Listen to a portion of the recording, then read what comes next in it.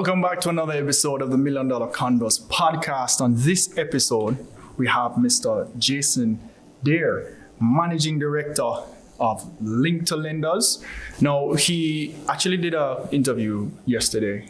I saw the interview yesterday with Kalila, which kind of drew a lot of questions in my mind, a little bit more towards the personal side, but also how that extended and formed or kind of streamlined into you creating Link2Lenders. So we're going to explore that first, right? Mm-hmm. So first of all, welcome to the show, Jason. Thank you very much. Thank you very much for being here. So Link2Lenders, you mentioned on Khalila's episode that you were a former stockbroker, right? We want to explore Jason before Link2Lenders. Mm-hmm. So tell us about that journey from, the youth stage. How did you become a stockbroker? Mm-hmm. And what was that experience like? I really don't know how it started in my mind, and I tie everything back to one word with 3 letters, and that word is God. The truth is that from I was about 16 years old, I think from that time I always knew that's exactly what I wanted to be in that first stage of my life, which was a stockbroker. Don't ask me why. As a young person, you just see something and you realize that is what you were supposed to do, right. And that's what I discovered from that time. And it just so happened that I was in university in Canada at the time, and again, I've always thought about it, even not knowing what I was looking at on TV. I would just keep watching the same channels, the business news channels, seeing it, kind of trying to teach yourself. And it just so happened that in Jamaica, Grace Kennedy owned a stock brokerage at the time called First Global Stockbrokers. Right. And, my parents had good contacts with people. My mom was in the financial industry. And it just so happened that we decided to use our contacts at Grace to get the job. Actually, if I can call his name, the current now CEO at Grace Kennedy, he was actually, I consider him my first mentor, Don Webby. And, he was the one who actually gave me that job as an intern when I first started. I think I was maybe 19 at the time. Right. And I was still in university in Canada. And let me tell you, when I came home to Jamaica every summer and Christmas and worked at First Global, it was literally like a dream come true for me. Because think about it, from between 16 and 19, this is what you saw yourself, and you're now actually, in a sense, doing it. Yeah, right. So I wasn't a licensed stockbroker at that time because you're just an intern, but like everything that I was asked to do, I did it willingly because I wanted so badly to become a stockbroker. You said that you saw yourself at a young age just being a stockbroker. Is it a case where you watch certain movies? You want to know what was the influence for even that? Because I guess that kind of came from what you were saying about the TV shows and kind of teaching yourself and actually learning and seeing from that and saying, okay, this is something I see myself doing. So the truth is that the background. Well, from I've been a child, I've always been interested in business. And I always tell a story about, like, I used to steal limes, and I shouldn't say this. I used to steal limes from my neighbor's house. And then what I would do is I'd go back and sell them the limes. So little things like that, my mind always operated that way. My mother, we had a big backyard and it was growing up with bush, and I offered at maybe 10 years old to say to my mother, I'll clear it with a couple of my friends from down the road if you allow me to plant like pepper trees. And the first thing I ever did was grow Scotch bonnet peppers in the backyard. So I did limes and peppers at the same time. My mom was always in banking. She owned her own investment brokerage when I was a teenager coming up, a company called Alliance. So I've always been exposed to the financial aspect of things, and I realized how it worked. And just by being around her and being around the industry, it I think is what really sparked my interest at first. And then you have access to these things when cable, I don't know if you guys are old enough to know, before cable, but once cable came to Jamaica and we got access to a lot of these channels, I don't know, somehow it just grabbed my attention from them. So you mentioned, first of all, it seems as if that you kind of cultivated that spirit in you from the youth stage and growing up. But you also mentioned the fact that Don Webby was viewed as your first mentor. What effect did he have on your career, starting from 19 as a stockbroker to, leaving, GK and actually pursuing a career? Like between that space in time, what was the effect he had on you? Oh, I cannot qualify or quantify his impact on my life. I think actually when I speak publicly of it, he seems very embarrassed when I say it in front of him, because he's quite a humble person, even though he's reached the highest heights of success. So again, getting a job first was through him. I didn't even know that at the time necessarily. He also attended the same high school, and I've never forgotten it. He attended the same high school I attended, which is the Great St. George's College. One and one. And yes, repeat that again. One and one. Let us know. I remember what really sparked my interest at the time was wanting to become a stockbroker, speaking to this gentleman who was obviously at a higher level. When I discovered that he also went to George's, it was like the end of it. That was it for me. That I remember specifically, as I said, snap. One day talking to him on the phone, and I just remembered hearing that he went to St. George's, and that was it. And the truth is, and I mean no disrespect by saying it the way I'm saying it, but I've always said to myself, if he can do it, why can't I do it? Right? There's nothing that anybody who is successful has that I don't have, because I think it's one God make all of us, that kind of way. And then from there, I latched on to him. Now, I think one of the ways as a young person you can get somebody to mentor you without even asking them is to show them what value you can add to their lives or their business without throwing it in them face. So for example, I think Yanni was saying to you earlier, I don't know if Kamara was hearing me, when I did get my stock brokerage license, I started to reach out to him more. He would have become, for example, the deputy CEO at Grace Kennedy at the time. And I remember as a young man, 20, 21, 22 years old, sending him emails, just saying to him, Mr. Webbe, can I get 2 minutes of your time in a presentation that you are doing? And he was quite generous enough to allow me to take the 2 minutes to do it, that kind of way. And, those are just the opportunities. I get goosebumps talking about it. Those are the opportunities that I wanted as a young person, because I know it was no turning back for me from then. And then once you prove yourself to these established business people, these successful business people, as a young person, they will take you under their wing without you even having to ask. And then it moved from there into things like me sitting on Grace Kennedy Foundation's board as a young person, because they saw the value you added. And then when I went there, you came up with new ideas for the foundation to make the foundation money. And then they put you in charge of an entire committee, and it just continuously moved along the path like that for me. I was saying to these guys that I then became the equity trading manager for the stock brokerage, for the entire stock brokerage when I was 25 years old. Ooh. And the joke is, and I know I talk a lot, right? But No man, I want you to go in. I actually, when I started out as an intern at 19 years old, people that were working there before me, who were more senior to me, by the time I was 25, they were reporting to me at the time. And it is just because my mom always used to say to me growing up, don't blend into the wall, right? And I think the way to not blend into the wall is to stand out in your own little way. So for example, I've always liked public speaking. So at work, every time something public was to be done, when everybody else was running, fool Jason was standing up there like an idiot saying, oh, I'll do it. Yeah. So by that, everybody got to know who I was at the time, including the CEO of Grace Kennedy or whoever it was, and those little things allowed me to springboard my career ahead. And when older people, and I'm not referring to him as being old, but when older, more successful people see that you're interested, they will take you on under their wing. So was there a period in time, because you practically got to a decent height in your career at a very young age, was there ever a time where you kind of looked on yourself and you said, this is a lot of pressure? Is it a case where also people's opinions added to that pressure? Be that you said that older person started reporting to you, right? So I'm not sure if you heard any words about,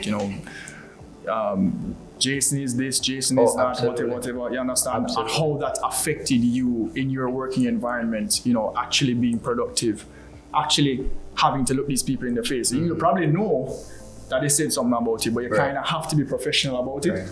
So were there periods like that, and how did it affect your career at the time? Oh yeah. So I wouldn't necessarily say that affected my career in a negative way per se, but you definitely knew that people had some kind of resentment or grudge towards you, especially when you skip them. Right. Right. I was actually, and I don't know if I should be using all of these old terminologies that were referred to at the time, but they called me like Don Webby's baby, for example, which was, I don't want to say offensive, but I knew that I earned my trust with him to get to this stage. It wasn't a situation where because I knew him, he gave me that role. You know, people like him, I don't care how much him know you and like you from before. If you don't perform, you're not getting that role. You know, that kind of way. So it was a mix of putting yourself in the right position with the right people, but also doing your work at the same time. Now, to the part about stress, actually one of the reasons why I ended up leaving at the time, a few years later, was because I don't know if maybe I wasn't old enough or mature enough to manage the stress, not just of working with people, but when you run a stock brokerage, there is more to it. For example, like auditing, the financial audit of a company. Now, as the manager, even though you have your day job trading, the responsibility fell on your head to now deal with auditors and stuff like that. And I remember having very, very, funny enough, the Heart Institute isn't too far from here, and I had very high blood pressure at 25 years old, between 25 and 30. And I really realized that I don't know if this is what I wanted to be doing for the rest of my life, knowing that I've always had an entrepreneurial spirit. And that's what allowed me to take that step forward. And I want to tell you, when I did leave, he actually called me to his office downtown, Grace Kennedy at the time, and was trying to convince me not to leave. But you know, when you have a calling from God to do something in your life, it is almost like an immovable force. There's nothing that can stop you from doing it. And people who know me now will know that I rather die than go back to working for somebody else. And when I say that, I mean it. In other words, and I know it's because, you know, I have flexibility in life, and, you know, you're growing a business and it's not easy, right? But I'll tell you, for example, like I said to you, Yanni, earlier, my oldest daughter, she lives in Canada now. She is a child. And for you to see me to leave her in Canada to come back to Jamaica to do this, it's not an easy thing. Let me tell you something. If you ever see a big 40-year-old man cry every single time, come and check me. Because leaving your child overseas, for example, to come back to Jamaica, it's not something that I would ever encourage anybody to do. So I've made up my mind that because it's working out, and it will work out because God is good. But if it didn't work out, I would rather die. So what was that? So after that point, after leaving, deciding to leave, right, getting your heart checked, realizing that the stress was crazy. What was that transitionary point now from 25 onward? What was your next move after that? It might have been a little bit after 25, but like I said, between 25 and 30. So, you know, as I said to you, my passion had always been in running or operating a business of some kind, because that was really where I saw, you know, my entire family going. And it was just funny enough that my dad was helping somebody else to start up a manufacturing company in the chemical space. And seeing him and understanding the products and stuff like that, I started to realize that it was a new market coming up, the manufacturing of cleaning products. And I said to myself, you know, this is something with the resources that I had and the knowledge that I had, that is something that you could get into. Right. And cleaning products is something that sells itself. You know, if you say bleach is bleach. One of the things I realized that we had to do differently though was the branding aspect of things. Right. So that company, if anybody's listening, can do some research on it, is a company called No Brand Chemicals. So the brand was No Brand. So in Canada, there's a brand called No Name. And it's really a discount brand. So for example, you will have Tide and Gain, and then you'll have No Brand. No Brand, right? So my thing was not to necessarily try and compete with those bigger brands on the supermarket shelf. It was to make a more affordable brand in Jamaica and have it branded as such. and it actually took off quite well. Before I don't know if I want to jump to that far part of You can go ahead. of No Brand, We're but with you. we merged with another company at the time, and I think, and this is more than 10, this is about 10 years ago, I think, and don't quote me on the number, but I'm sure we were close to $100 million in sales at that point, after maybe about 5 years or so in the business. Well, that's a merged entity, not just No Brand alone. Right. But people started to recognize the brand as it's a catchy name. Kind of like which idiot would come up with a brand name, No Brand. Yeah. But once you hear it, I promise you won't forget it Right. after that. Agreed. So with that No Brand now, what was your role there? What is it that? If you ever own a business, you have to do everything. But Head cook and back no, coach. so again, it's a founder, managing director of the company. But at the same time, as you start in a new business, in a new industry, you have to learn to do everything for yourself. You have to learn to mix the stuff yourself. You have to learn the chemistry. I never paid much attention while I was in school at George's to schoolwork. As you know, most boys are interested in girls and that type of thing.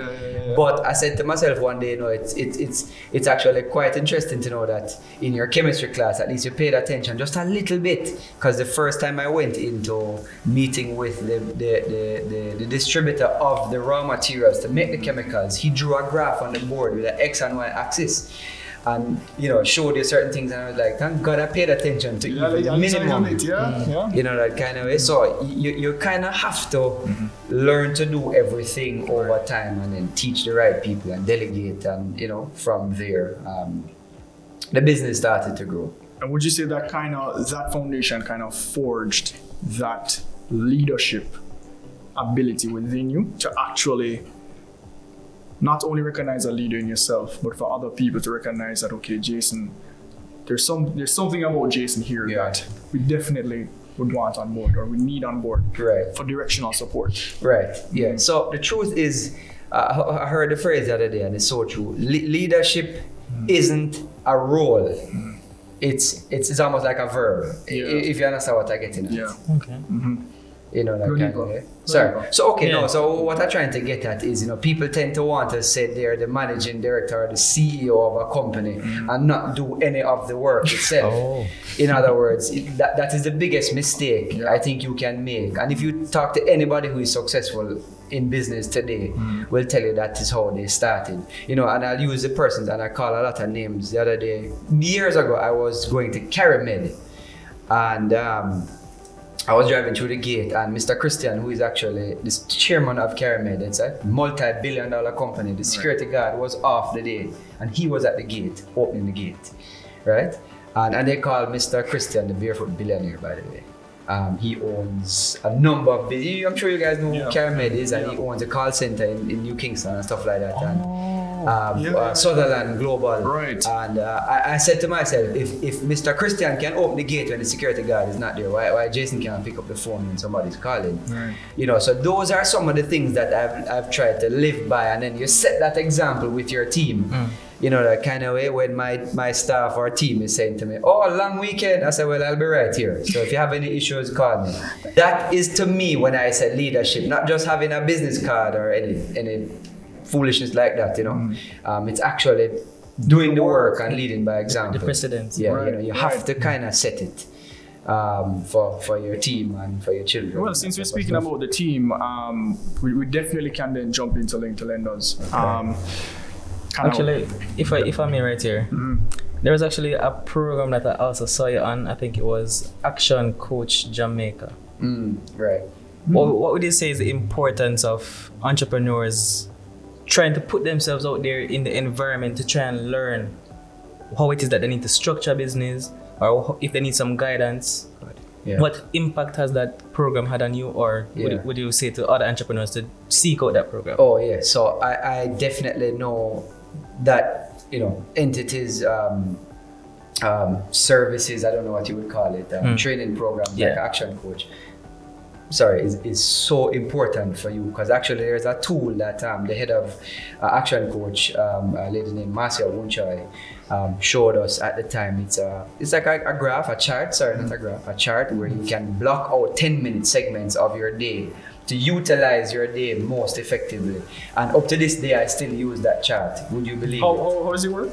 It's just an Excel spreadsheet, to be honest with you, and it blocks out 10 minutes. You can do 10 minute, half an hour segments of your day. So for example, like me, most mornings of my life, although I may not look it, you'll find me at the gym between 6 and 7, 7 and 8, almost every single day of my life. It's something that I don't ever skip.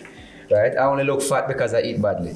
But exercise and those types of things are a part of who I am, that kind of way. Mm-hmm. For example, like after work every day, even if I come home late, I try and spend at least an hour or two with my children on a daily basis, that type of thing. But I make time for work. Those types of things. So putting that structure in place, because you see, us who are entrepreneurs, for example, we want to go off and run a business and look glamorous and sell and be on TV and wonderful podcasts like what you guys are doing.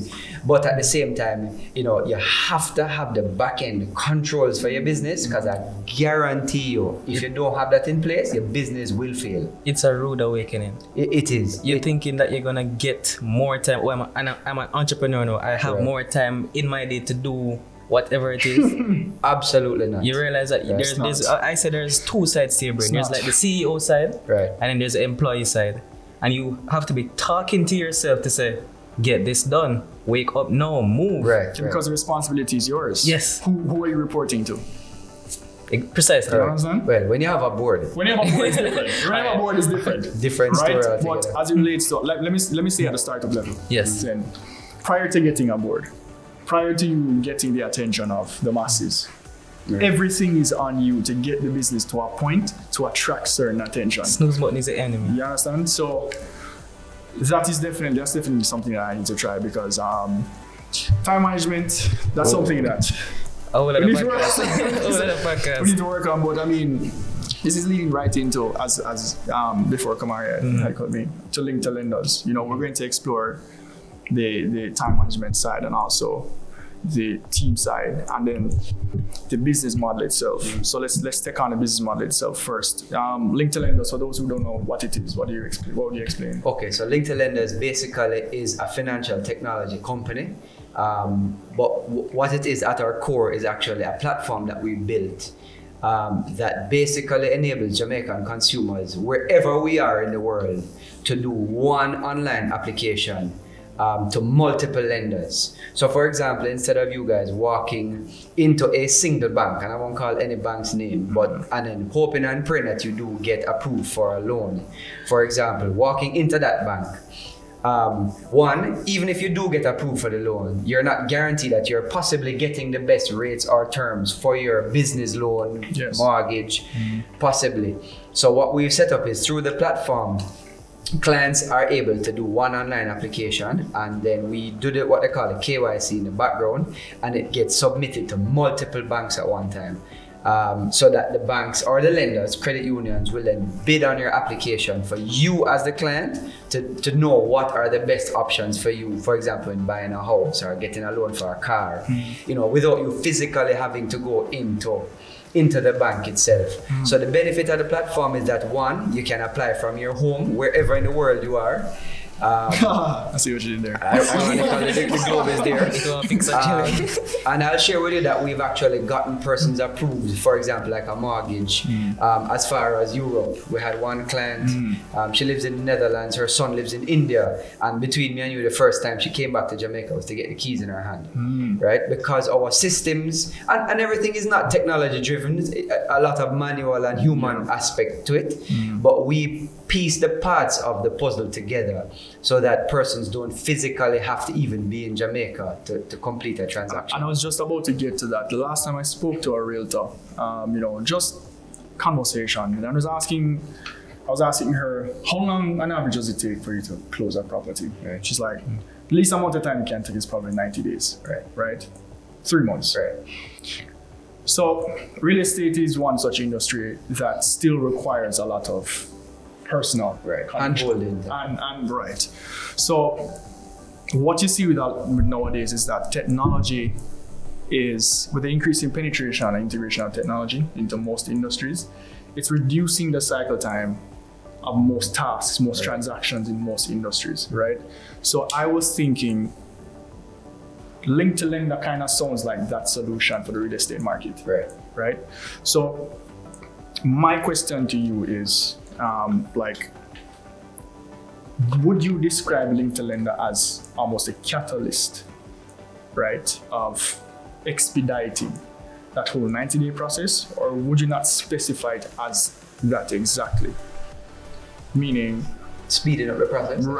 Right. So what I mean is, the catalyst would be Link2Lender, right? Or would you describe it more as a catalyst within kind of like the technology space, right? As a technology company, or would you describe it more as a catalyst in real estate, or would you kind of? So, well, initially the business and the concept still is where it is the catalyst, if I'm using the right terminology, in the technology space to simplify the lives of our consumers, our clients. But I don't know if this is where you're going with it. Go ahead. But this is, we realize now that there are more moving parts to, for example, the real estate industry than just the mortgage aspect or the financing aspect of things. And then we started to slowly realize that, as you mentioned, realtors needed the support. Other industry professionals and players needed support. So how the company now has morphed into, which is called a real estate hub, is Link2Lenders, the platform at the core, assisting consumers and clients to be able to get the mortgage financing first.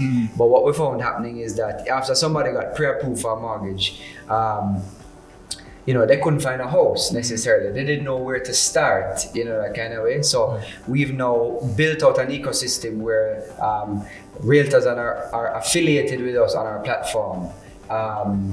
Valuators, land surveyors, different professionals in the industry now, where persons are now basically making one online application and we can do the entire process for them now without them actually physically going to do anything. So I don't know if that was the kind of alluding to what you're going. That was it for sure. And the reason why I asked that is I have a particular interest in this product because as a young person, and I'm sure a lot of young persons are listening, the majority of our audience is between the age of 18 to 24 and 24 to 36. There are a lot of problems, I'm guessing, we're not necessarily au fait with how to purchase a property, but Link2Lender kind of makes that very simple. Now, let's say that I want to purchase a property, and we want the real estate hub to facilitate that purchase. What would be the step-by-step process for me now wanting to come and actually execute that transaction? Well, so before you even jump there, it's funny you mention that because on Khalila's show the other day, I gave an example of two young brothers, one 23, one 25, both earn under 100,000 Jamaican dollars, but both had good stable jobs. One works at the call center, one works at the ministry, one of the ministries, and we got them approved for $16.5 million. Now I know it might not sound like a lot of money to you guys, but there are homes in Jamaica that are $16 million or even less today. Now one is 23 and one is 25. So we've been able to, and we wanted to reach out, since you mentioned your target market being that age group. I want young people like us, right? Why are you laughing? To understand that even though you may not be earning a lot of money at this point in time, you can pool your resources together. You can come together with friends, family, pool your resources together, and then come to speak to a company like a Link2Lenders that can help you to get the process started. Now the truth is, and this is not to throw cold water on any of our banks in Jamaica or the lending partners that we work with, but a lot of these guys think of themselves as the big boys and they have no time for any of the small fries then, so to speak, or the young people in Jamaica. And we realize that they're missing out on an entire demographic that has billions of dollars at their disposal, right? And they're missing out on it, that kind of, because even us at this level with good contacts and networking with the bank, for example, because we have agreements with them. Even us have a hard time with them sometimes. So to answer your question, the step-by-step process, and this is what we've really tried to simplify for the Jamaican consumer, is really going onto our website, either Link2Lenders.com or Realestatehubja.com. And well, first step is to really do a mortgage application, which is you go on our website, you click the mortgage button, for example, to fill out a simple application form, basically just giving us your contact information, and then from there one of our agents internally takes you through the process of doing what is called the KYC or the due diligence. Right. Now, the truth is because we are dealing with persons, private information and stuff, this is where the technology aspect also comes in. The data security aspect of things is critical, and also making sure that we do the checks and balances on behalf of our lending partners, to make sure that we are submitting qualified applications, qualified leads to them. To basically make the process for clients simpler. So instead of you physically going into a bank to apply for a loan, what happens is you can send us all of your documentation electronically, and once you do it with us electronically, actually a few of the banks have allowed us, given us access to what is known as their loan application systems. So we can actually do the pre-approvals internally without sending the application off to the bank itself. Okay. Right? So we internally can determine whether you will be pre-approved or not for a loan or a mortgage from inside Link2Lenders. Without signing up in a bank. Without having to go to the bank, join a line, or do all of these things. Now, the truth is that at the end of the day, the due diligence really rests and lies with the bank at the end of the day, because it's their responsibility. You then become, as a consumer, become their client as well, right? But we do that initial step. Now, if you can imagine, for the bank themselves, we also are helping them in their process, because it now removes them from having to have more people in the branch servicing all these people walking through the door. Less customer acquisition costs. Right, less in terms of that, right? So that is really the first step in the mortgage application process, because it makes no sense you going out to try and buy a house if you don't know what you qualify for. That kind of, because you then end up wasting your time. A lot of times what we see happening with clients, and it actually happened to us this morning, a very well-established businessman in the US is applying for a mortgage to buy a second home in Jamaica, and looking at his income, he thought he would qualify like this. Now, here's one of the benefits. We sent him off to two of the major banks in Jamaica. I won't call the names, and both banks have declined his application. Right? For various reasons. But I said to one of my agents today, the one that's dealing with the families, a husband and wife, I said to her, but remember to let them know that all is not lost, because we have the largest lender network in Jamaica. We have about 14 lenders, credit unions, banks, near lenders across Jamaica, that we can then send your application to as well. And then our job is to negotiate, not just to submit, but to negotiate on your behalf. That kind of. So we've seen situations in the past where persons get declined from two lending institutions for specific reason, but you never can tell. A third lending institution has a different policy altogether, and then the person gets approved at that third lending institution. But the headache you would have had as a consumer is that you would have to have gone there, physically applied, heard no, got to another one, and you end up wasting your life doing it while you make one online application through Link2Lenders, and we do all of that process internally. And you could be doing it from whether you're abroad or in Jamaica from the comfort of your home. More streamlined. Correct. So you said that you guys had access to realtors as affiliates. Correct. Right? So how does that relationship work in terms of your realtors and the platform and clients? How does that work? So now what more from there now is we realized, so we were pre-approving clients for mortgages, but then I couldn't find a house.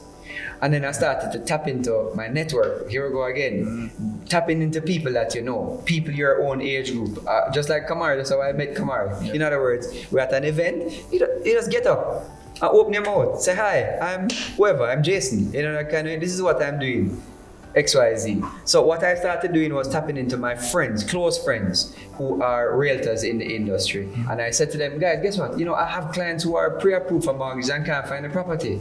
And then the friends are saying to me, well, then refer the client to me because I have house to sell. So you have the buyer and I have the seller. Hello, let's do it. Yeah. Correct. No, we are not a real estate brokerage and I'm not licensed, so I can't sell real estate. No, the truth is, do I want to sell real estate? No, right?